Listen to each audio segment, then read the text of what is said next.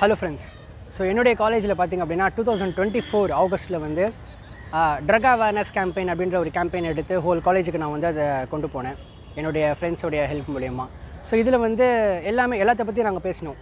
Cigarette பற்றி பேசணும், alcohol பற்றி பேசணும், எல்லாத்த பற்றியுமே நார்மலாக வந்து பேசணும்.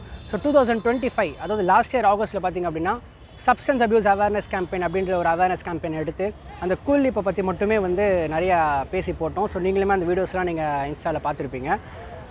ஸோ இந்த வருஷம் 2026 ஃபெப்ரவரியில் என்னுடைய யூத் சர்வீஸ் ஃபெடரேஷன் டீம் சார்பாக ஸ்மோக்கிங் அவேர்னஸ் கேம்பெயின் அப்படின்ற ஒரு கேம்பெயினை எடுத்து நாங்கள் வந்து அடுத்த ஒரு பெரிய இனிஷியேட்டிவாக கம்மிங் ஃபெப்ரவரியில் வந்து ஒரு